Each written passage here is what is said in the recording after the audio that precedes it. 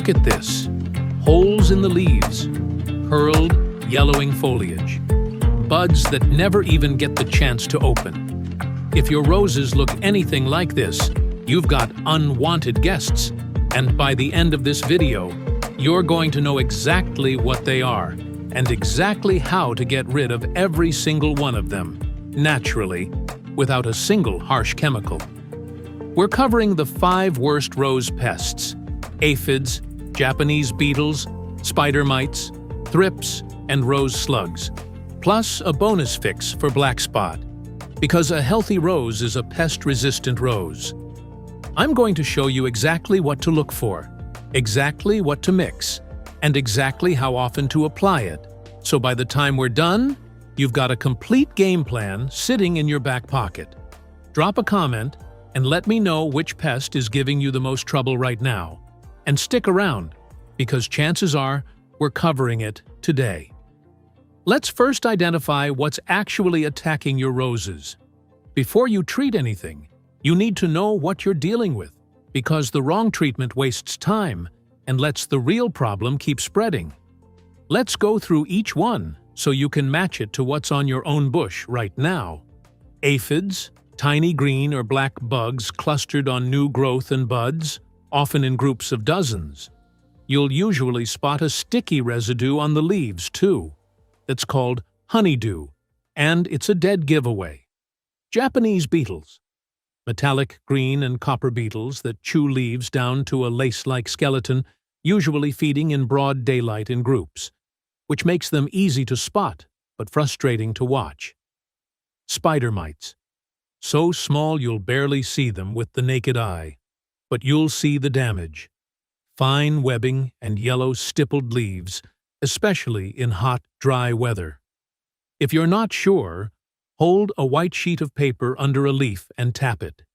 If tiny specks start moving, that's your answer. Thrips. These hide inside the buds themselves, causing them to brown, distort, and fail to open at all.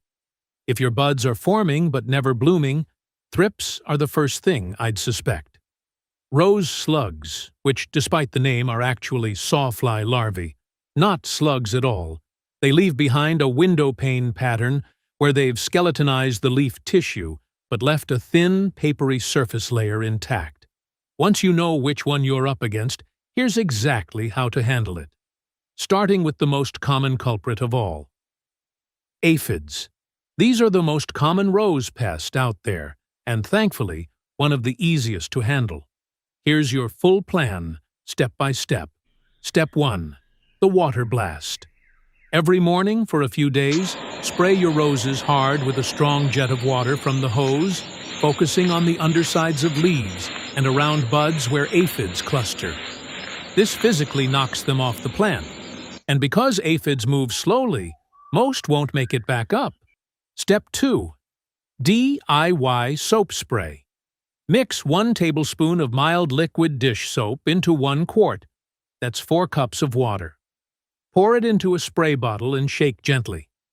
You don't want a ton of suds, just enough to blend it. Spray directly onto the aphids and the undersides of the leaves where they hide. The soap breaks down their outer waxy coating, which dehydrates and kills them without harming the plant itself. Reapply every 2 to 3 days until they're completely gone. Step 3. Bring in the ladybugs. Ladybugs are aphids' natural predator, and one ladybug can eat dozens of aphids a day.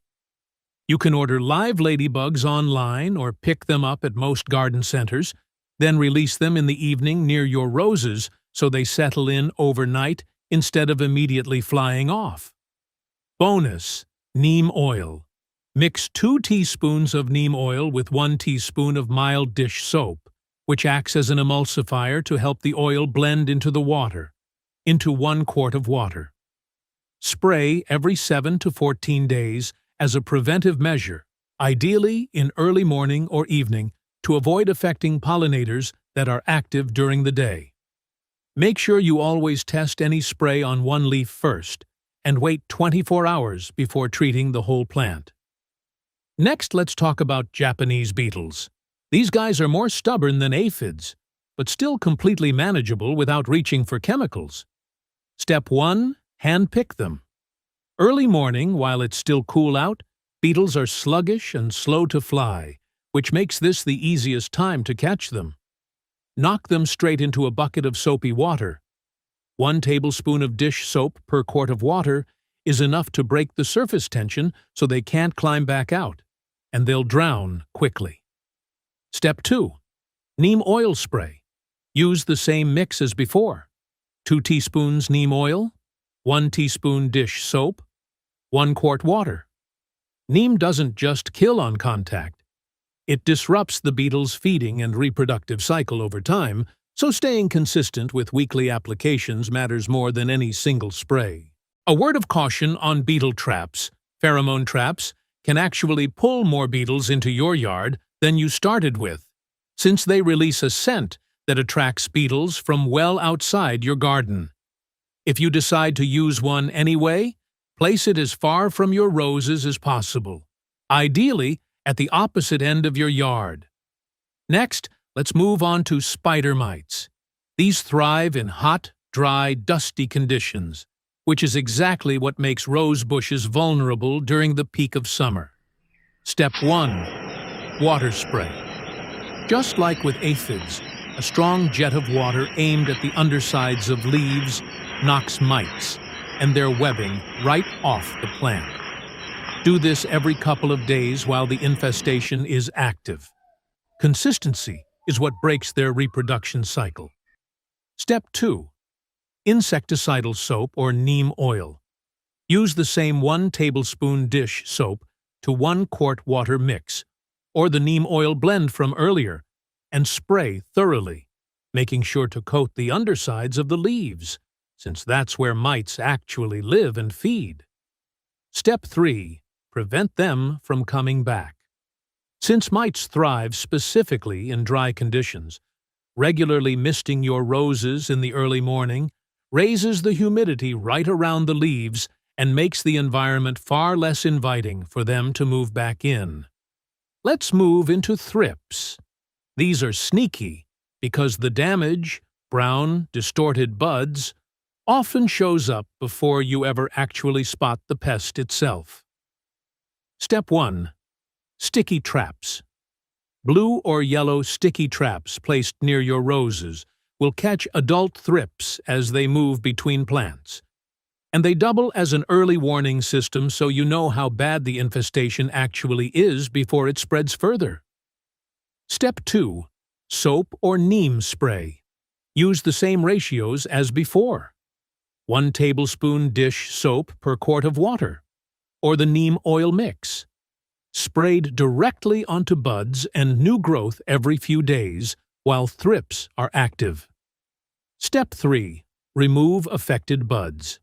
Any bud that's already browned or distorted should be cut off and thrown away, not composted, since thrips can still be living inside and will just spread right back into your garden.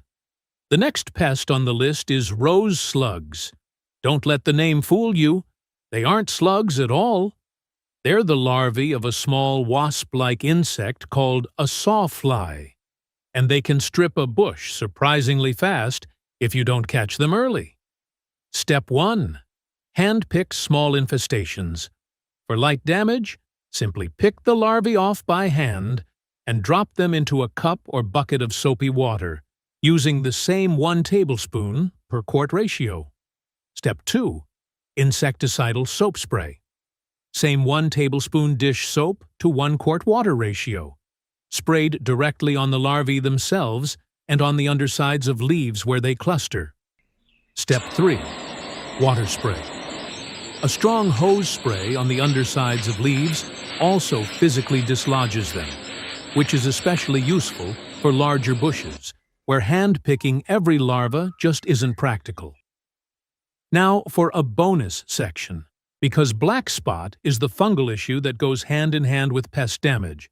So let's knock that out too while we're here.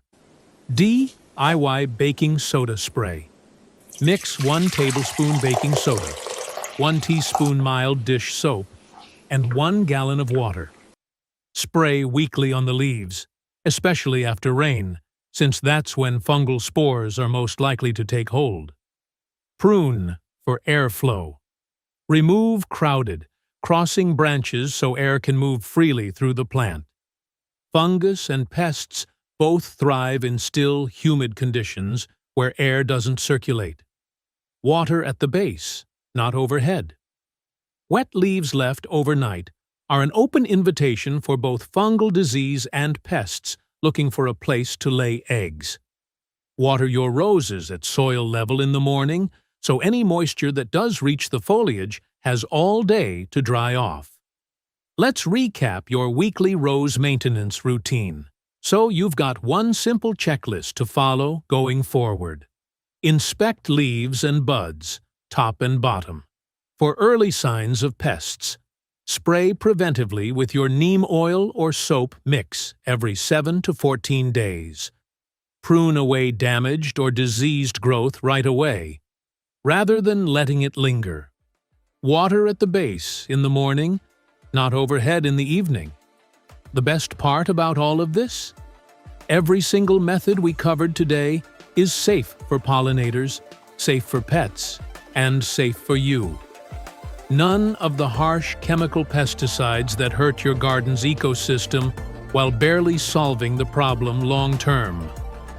If this helped save your roses, hit that like button, subscribe if you're not already, and share this with anyone you know who's fighting a losing battle with their rose garden. Drop a comment below and let me know which pest you're dealing with. I read every single one, and it genuinely helps me plan out future videos. And if you liked this, you're going to want to see my next video on the best companion plants for pests.